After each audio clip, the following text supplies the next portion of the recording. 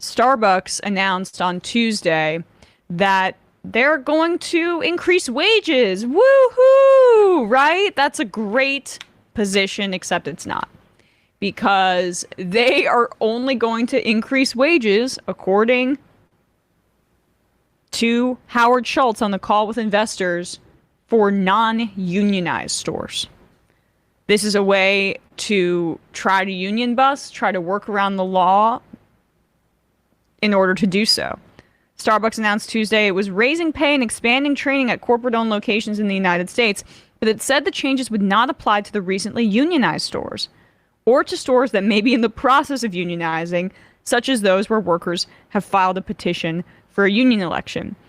On a call with investors to discuss the company's quarterly earnings, the chief executive, Howard Schultz, said that the spending would bring investments in workers and stores to nearly $1 billion for the fiscal year, and that it would help Starbucks keep up with customer traffic. The Starbucks union filed a formal charge with the NLRB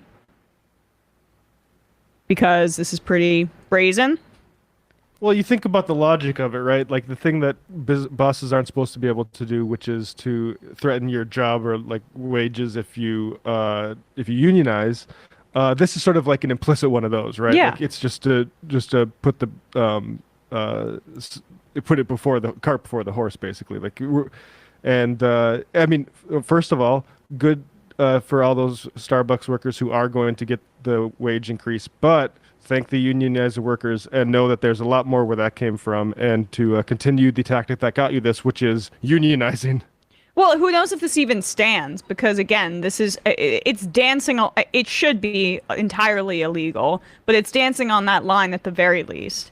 They're terrified because over 50 Starbucks stores have voted to unionize. Elections have been successful in 54 out of the 60 elections.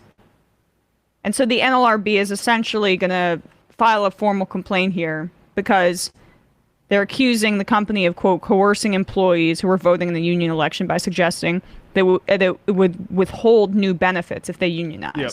That is the actual reality of it. They're just flipping the language to make it seem like a positive, when in reality they're discriminating against unionizing employees, and that's illegal. Hopefully they're held to account. But in other union news,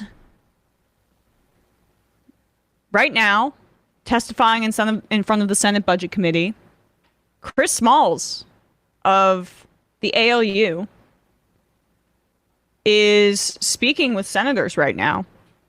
Even Lindsey Graham. Lindsey Graham had some words here. We don't have the clip, but this is happening in real time. But we got the audio here. This is an effort to get an outcome you want using the U.S. Senate as your vehicle.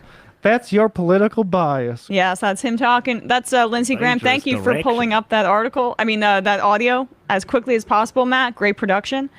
That's Lindsey Graham speaking to Bernie Sanders, saying that he's going in a, quote, dangerous direction by supporting unions. And dangerously based, I would say. Yeah. And Chris Smalls had a reaction to that and addressed Lindsey Graham directly.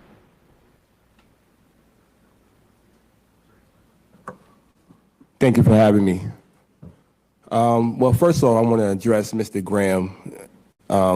First off, it sounded like you was talking about more of the companies and the businesses in your speech, but you forgot that the people are the ones who make these companies operate, and if we're not protected, and if the process for when we hold these companies accountable is not working for us, then that's the reason why we're here today. That's the reason why I'm here, to represent the workers who make these companies go.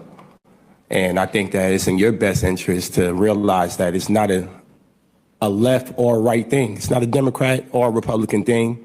It's a workers thing. It's a workers issue. And we're the ones that are suffering in the corporations that you're talking about, in the businesses that you're talking about, in the warehouses that you're talking about. So that's the reason why I think I was invited today to speak on that behalf. And you should listen, because we do represent your constituents as well. We got more, but I figured That was the crux of it. Yeah. Yeah, I mean, in theory, yes, the ALU does represent his constituents. But Lindsey Graham has another constituency, and that is that of the corporations that donate to his political campaign, and that is of capitalists. So Chris Smalls is right to call him out, and it is about workers. Lindsey Graham made it pretty clear where he stands. I mean, that's like the key point that people need to start thinking about is like, what do you care about when you care about Starbucks? Like, what's your interaction with even a Starbucks worker? Is you're like the barista, it's not the executive, for instance, like that. Like, those are the people who have to deal with everything in the store. It's the same thing with these Amazon workers. Like, who's moving the large, heavy things that are having to whip around the country in 2 days? It's not Howard Schultz. No. Right. I mean, and I'm just amazed, at I'm not amazed by it, but or shocked by it. I am still amazed by the arrogance of the executives at Amazon who discounted Chris Smalls' leadership and prowess there and called him literally inarticulate. Like, you talk about incompetence. I mean, talk about a missed call. That is like, I mean, he's proven himself as like, generational talent as far as doing this. Oh, yeah. Like, nailing it there. Able to meet any moment, and they were apparently who the Amazon executives wanted as an opponent. There's nothing more indicative of the disconnect between corporate management and the workers at Amazon than their characterization of Chris Smalls' ability to lead them. That goes to show how they underestimated him to such a degree that, I mean, it's poetic, it's a hero story, and look, we're going to talk more about this with Kim Kelly in a bit, but this is one of the few things that gives me hope right now. It's good to see Chris Smalls and labor organizers getting the focus that they deserve right now.